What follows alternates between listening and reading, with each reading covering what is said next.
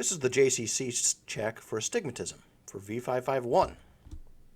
The Jackson cross cylinder is a combination of two cylinders of equal strength but of opposite sign, placed with their axes 90 degrees apart from each other. There are two main varieties, the handheld variety, which you can rotate on your own, and mounted in a phoropter, which is tied to the astigmatism within the cylinder check. You also have one typically in a trial lens set, though it's rarely used. Jackson cross cylinder was originally created as a concept in 1849, and it presents a unique technical design described by Edward Jackson for the determination of cylinder power in 1887 and for axis in 1907. Here's a picture of essentially what a Jackson cross cylinder is.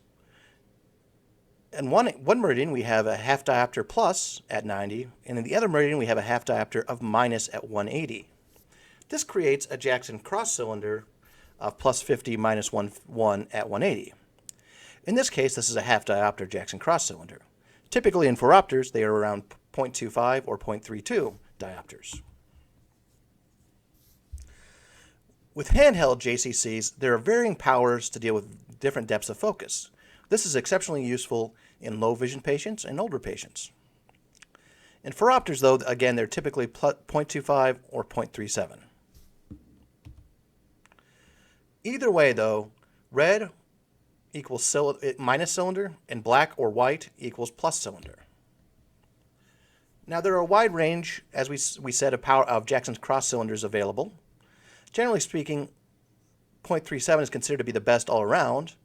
0.25 is the most sensitive for detecting and finding cylinder power, but it's somewhat more difficult for most patients to respond to for smaller differences between the choices. A half diopter is easier for patients to respond to, but they're not sensitive to small amounts of astigmatism. Especially for very young or old patients, you might want to use this half diopter or larger. The take-home point, though, is it's easier to detect small amounts of cylinder with smaller JCCs. Conversely, it's easier for poor responding patients to detect astigmatism with larger JCCs.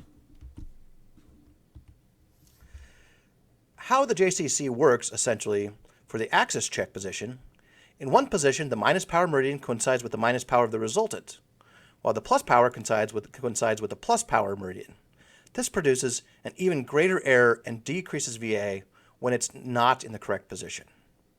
In the other flipped position, the minus power meridian coincides with the plus power of the resultant, while the plus power coincides with the minus resultant, reducing both of these meridians. This produces a smaller error and better VAs. So in its correct position, vision gets better in both the sphere and the cylinder because it's taking care of the spherical equivalent. When it's in the wrong position, it makes visual acuity even worse.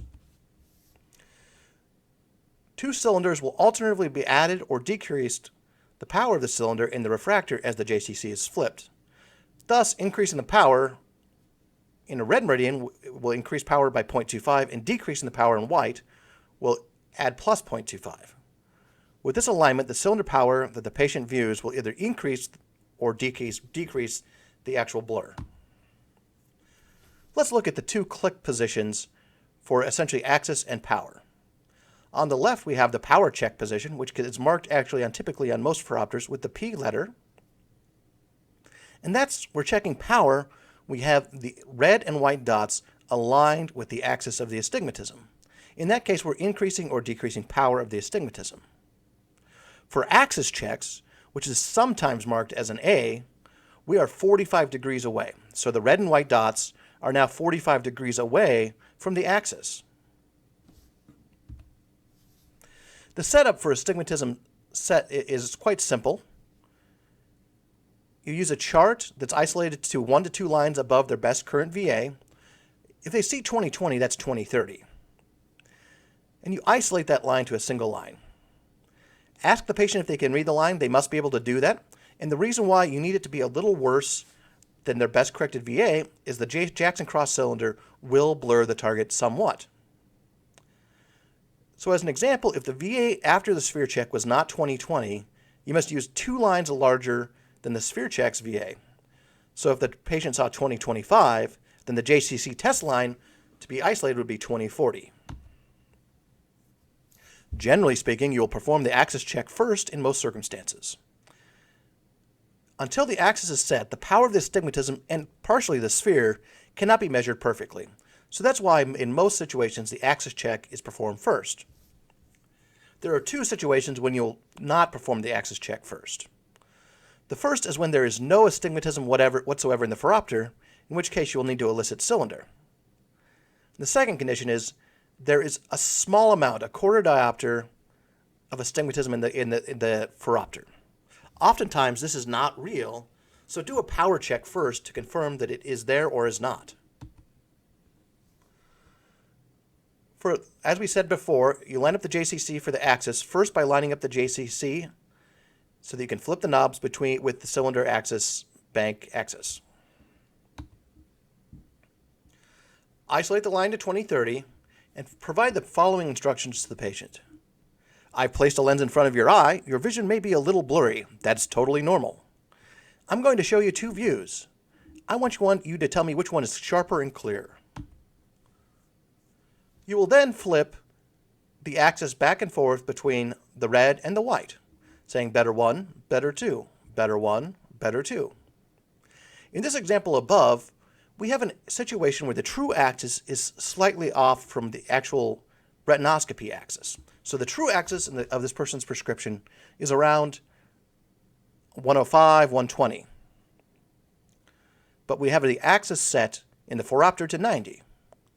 So as we perform the JCC, when the red dots become more off-axis or towards the 60-degree mark, the vision becomes blurry and the letters become blurry. However, when we move closer to the red markers, the vision becomes clear. And that's because the red dot has now placed the axis closer to their true axis of their prescription. In that case, the letter appears clearer. And in this situation, they would have chosen better two. When that happens, we need to rotate the axis 15 degrees towards the red, or as we say, chase the red. So that means our axis will now be 105, and we'll repeat this process of better one, better two, refining the axis down. So as you repeat this process in 15-degree intervals, until there's actually one of the two following events. One, a reversal. The patient says the opposite direction is clear. Or number two, the same. The patient can't distinguish between a difference between choice one and choice two. A reversal means you've went past the axis. Rotate the axis back 5 degrees towards the red dot. Continue the process of JCC checks, axis checks, in 5-degree steps and possibly 1-degree steps until the patient can no longer differentiate, or you go back and forth between the same axis. When should you use smaller steps? That depends on the amount of the cylinder. The higher the amount of the cylinder, the smaller the steps that are needed. As an example, a 2-diopter cylinder may need 1-degree steps. A 0.75 diopter cylinder will not probably need a 1-degree step. A 5-degree step would be sufficient. It's also dependent upon the sensitivity of the patient visually. Let's watch this example right now. We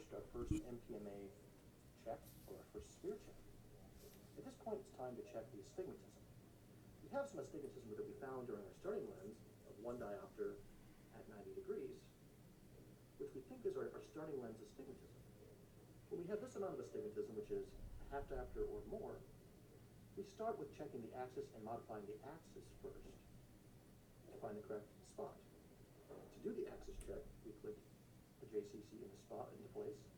The red and white dots should be 45 degrees away from our axis, so in this case they're at 135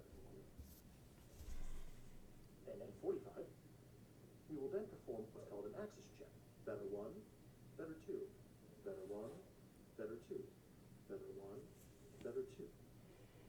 The location of which they say is better, the red dots, in this case we're chasing again the red.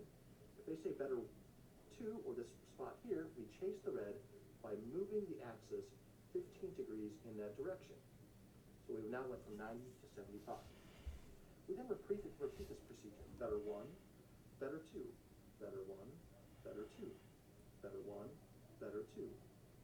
If at this point they say better two, our red dots are back towards 90, so we then half the distance and we move towards in between 75 and 90 and continue to repeat this procedure so the patient either waffles back and forth on the degrees or detects no difference between choices.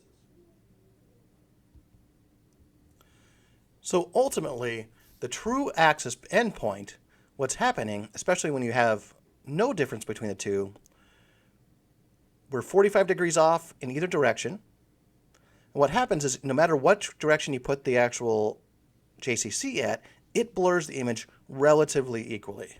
That's not absolutely true on some letters like a Z, but generally speaking, it'll blur each letter equally in either position. The take-home point for the axis check is follow the red. Whenever you're confused, chase the red dots. Work from larger steps to smaller steps in degrees. And as you get close to the axis, it'll become harder for the patient to notice a difference. Let's talk briefly about the power check. To do the power check, you're going to turn the JC until the power marker P lines up with the axis marks on the refractor, or until the dots are aligned with the actual axis of the prescription. It could be the white dots or the red dots, but you want either set of dots to align with the axis of the prescription. Instruct the patient. I'm now going to give you two different views. They may be blurry, that's normal. Please tell me which is clearer and easier to read. If the patient picks the red light dot, you increase the cylinder by a quarter diopter.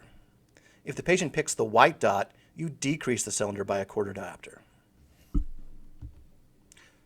Here's an example. Completing the axis check with the JCC, we now need to perform a power check. To do that, we keep the JCC in place, and we rotate the JCC to be aligned where the red dots and white dots are aligned with our axis. In this case, at about 85. To perform the power check, we again do better 1, better 2, better 1, better 2, better 1, better 2. If the patient prefers white, we decrease the amount of astigmatism by a quarter diopter. If they say red is clear, which is in alignment with the axis, we increase the power by a quarter diopter. Remember, you always need to maintain spherical equivalent, so if you ever change the astigmatism axis by a half diopter, you need to correspondingly change the sphere power by a quarter diopter. So for every half diopter of axis change, of power change, you need to change a quarter diopter in the sphere power. So the endpoint for power checks is very similar. If the patient calls the same, you should stop there. If the patient picks the opposite color, they are having a reversal or going back and forth between spots, so that's also another endpoint. Remember though, the spherical equivalent always has to be maintained. An example, after 2 increases of cylinder power, you've added a minus a half diopter to the interval of Sturm. You've now pushed back by a quarter diopter the spherical equivalent. If the JCC is again flipped for this patient, they'll call one closer to the image closer to the retina rather than the position with a smaller blur. Therefore, you must adjust the sphere by a quarter diopter to the center. The opposite is also true. If you remove a half diopter, you must add a minus quarter to the sphere. And here's why that occurs. In the example on the left, we have a large interval of Sturm because we have a lot of uncorrected astigmatism. But because of the first MPMVA, or first sphere check, we have placed the spherical equivalent onto the retina, thereby minimizing blur. In the second example, we've started to decrease the amount of astigmatism, thereby decreasing the amount of interval Sturm, the width of the interval of Sturm, while maintaining the spherical equivalent. If in the last example on the right, if we fail to take the spherical equivalent into account, even though our interval of Sturm is decreased and it's smaller, we now have one plane that is closer and more in focus on the retina than the other. So the patient will choose a different lens purely based upon the position of the retina. Now it could be either plane of the astigmatism that occurs at, depending on the spherical equivalent. But that's an error that can happen if you don't maintain spherical equivalent, is it will give you the wrong answer for the rest of the JCC. Thank you.